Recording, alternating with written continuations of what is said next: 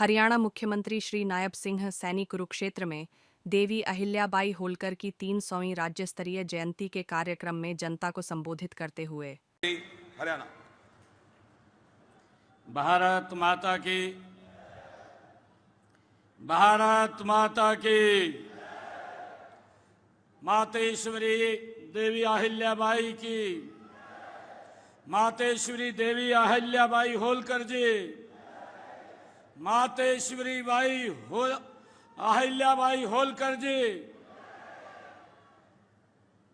बहुत ही सम्मान के हरियाणा प्रदेश के अंदर 29,000 परिवारों को 1100 करोड़ रुपए की आर्थिक सहायता परिवारों तक पहुंचाने का काम ये हमारी सरकार ने किया है। भाइयों, हमने पिछड़े वर्ग के कल्याण की, उनकी समस्याओं को समाधान के लिए समर्पित पिछड़ा वर्ग आयोग का गठन किया और मुझे खुशी है कि देश के यशस्वी प्रधानमंत्री नरेंद्र मोदी जी ने पहली बार ये ओबीसी आयोग का गठन किया, पिछड़ा वर्ग आयोग का गठन किया, उसको संवैधानिक शक्तियां दी। अब पिछड़ा वर्ग के बच्चे केंद्रीय स्कूल, सैनिक स्कूल और नवोदय विद्यालय और एमबीबीएस की सीटों के अंदर, नौकरियों के अंदर 27% का आरक्षण देने का काम इसके माध्यम से मिल रहा है कि जो ओबीसी आयोग बनाने का काम किया है। भाइयों, हमने पिछले दिनों इसकी क्रीमी लेयर की व्यवस्था को भी, जो 6 लाख रुपया था, उसको 8 लाख रुपए करने का काम हमारी सरकार ने किया है। भाइयों, हमने पंचायती राज संस्थाओं में पिछड़ा वर्ग ए के लिए, पिछड़ा वर्ग ए के लिए 8% और पिछड़ा वर्ग बी के लिए 5% का आरक्षण का भी प्रावधान किया है। और इसी प्रकार स्थानीय निकाय के चुनाव के अंदर भी पिछड़ा वर्ग ए और बी में भी हमने ये प्रतिशत, जनसंख्या की प्रतिशत के अनुसार 50% के अनुपात में आरक्षण देने का काम ये हमारी सरकार ने किया है। भाइयों, मुझे खुशी है कि पिछड़े वर्ग के विद्यार्थियों की 12वीं कक्षा तक की फीस हमने पूर्ण रूप से हरियाणा के अंदर माफ की हुई है और इसके साथ ही उनको हम मुफ्त में किताबें, वर्दी और पठन सामग्री वो प्रदान की जाती है। ऐसे परिवारों की बेटियों को कॉलेज और विश्वविद्यालय में भी फीस हमारी सरकार के द्वारा वो माफ की गई है कि ओबीसी समाज की बेटियां अगर वो कॉलेज में या यूनिवर्सिटी में पढ़ती हैं तो उनके कोई पैसा नहीं लगेगा, उनको फ्री में एजुकेशन दी जाएगी। ये भी निर्णय हमने किया है। हमने ये भी निर्णय किया है कि हमारा ओबीसी समाज का बच्चा देश के किसी भी सरकारी संस्थान में, चाहे वो एमबीबीएस की पढ़ाई करता है, चाहे इंजीनियर की पढ़ाई करता है या किसी यूनिवर्सिटी कॉलेज के अंदर पढ़ता है, तो उसकी फीस हरियाणा सरकार देने का काम कर रही है। उसके परिवार के ऊपर कोई वजन नहीं है। भाइयों, हमने ये भी निर्णय किया, हमारी सरकार डॉक्टर भीमराव अंबेडकर मेधावी छात्र संशोधित योजना के तहत पिछड़ा वर्ग के विद्यार्थियों को उच्च शिक्षा के लिए 8,000 रुपये वार्षिक छात्रवृत्ति देने का काम भी हमारी सरकार कर रही है। मुझे ये भी खुशी है कि हमने पोस्ट मैट्रिक छात्रवृत्ति योजना के अंतर्गत पिछड़े वर्ग के विद्यार्थियों को 750 रुपये मासिक छात्रवृत्ति और सभी नॉन रिफंडेबल फीस की प्रतिपूर्ति भी करने का निर्णय ये हमारी सरकार कर रही है। आदरणीय साथियों, पीएम यशस्वी योजना के तहत अन्य पिछड़ा वर्ग के विद्यार्थियों को 20,000 रुपये शैक्षणिक भत्ता और ट्यूशन फीस भी प्रदान की जा रही है। हमने हरियाणा प्रदेश के अंदर चाहे केश कला बोर्ड हो या कौशल विकास बोर्ड हो या माटी कला बोर्ड हो, उसका गठन भी हमने किया है। देश के यशस्वी प्रधानमंत्री आदरणीय नरेंद्र मोदी जी के नेतृत्व में भारत विकसित राष्ट्र की तरफ गति से आगे बढ़ रहा है, अग्रसर है। ऐसे में हमें लोक माता अहिल्याबाई होलकर के पद चिन्हों पर चलना होगा। उनकी तरह हमें विकास और संस्कृति को आधार मान करके हम काम कर रहे हैं। आज उनकी ये 300वीं जयंती पर हम सब मिलकर के उनको श्रद्धा सुमन अर्पित कर रहे हैं। केवल पुष्पों से नहीं बल्कि हम संकल्पों से कर रहे हैं। संकल्प ले कि हम समाज की सेवा करेंगे, संकल्प ले कि हम बेटियों को शिक्षा और समान अधिकार देंगे।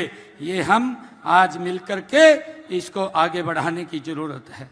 और मुझे खुशी है कि जब मैं आज यहाँ पर आया हूँ और मुझे हमारे रमेश जी ने एक मांग पत्र रखा है और उस मांग पत्र के अंदर उन्होंने मांगे रखी हैं। और आज का दिन एक विशेष दिन भी है। आज विश्व टोबैको दिवस है, आज विश्व तंबाकू निषेध दिवस है। हम सबको आज इस अवसर के ऊपर ये संकल्प लेने की आवश्यकता है कि ऐसे विषय पर आज हम सब मिल करके हमें बात करने की आवश्यकता है कि सिर्फ समस्या नहीं बल्कि समाज स्वस्थ हो, अर्थव्यवस्था और आने वाली पीढ़ियों से ये जुड़ा हुआ है। तंबाकू एक धीमा जहर है, यह शरीर को भीतर से खोखला कर देता है और ये धीरे धीरे जीवन को निगल जाता है। आइए, हरियाणा ये वीरों की भूमि है। यहाँ के लोग मेहनती हैं, संस्कारी हैं।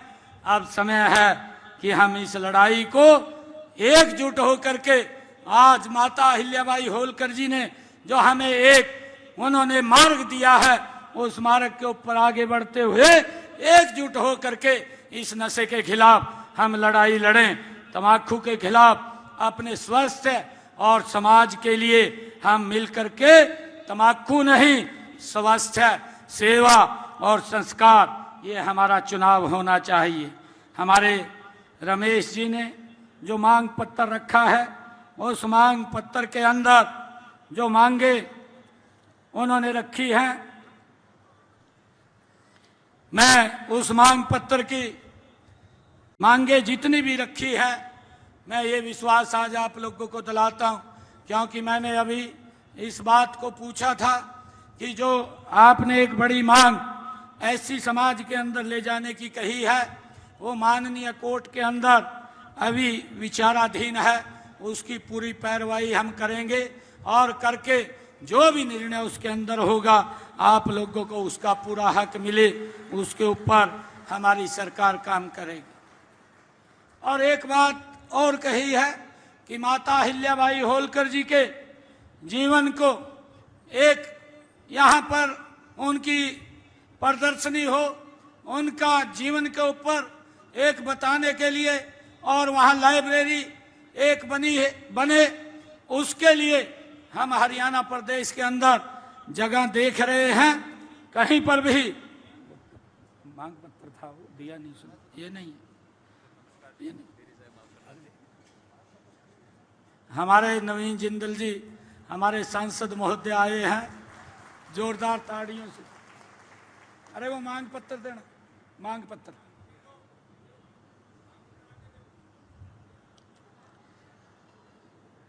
अहिल्याबाई होलकर जी के जीवन के ऊपर उन्होंने कहा है कि एक लाइब्रेरी बने और उनके जीवन का पूरा सार उसके अंदर प्रदर्शनी के माध्यम से दिखाया जाए।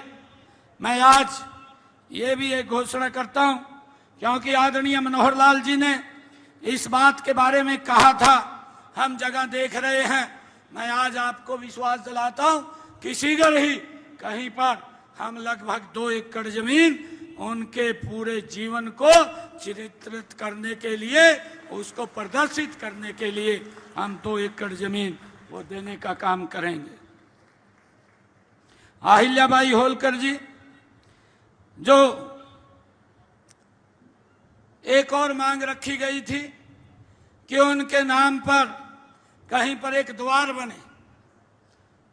मुझे समाज के लोग जो भी लिख करके देंगे, कोई गांव के अंदर होगा या शहर के अंदर होगा, जहां भी लिख करके देंगे, एक द्वार माता अहिल्याबाई होलकर जी द्वार बनाने का काम हमारी सरकार करेगी।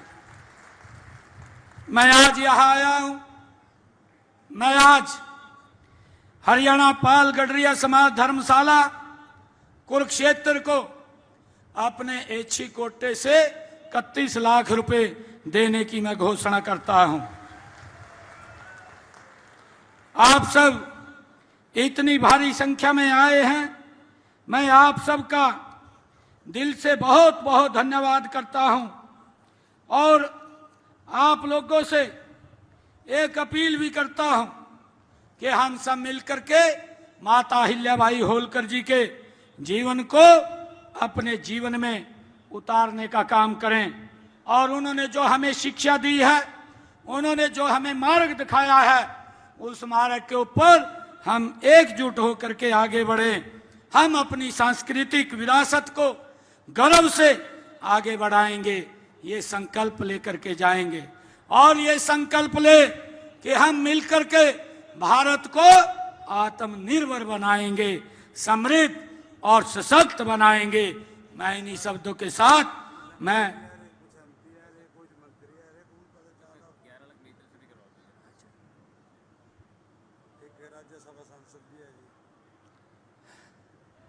चलिए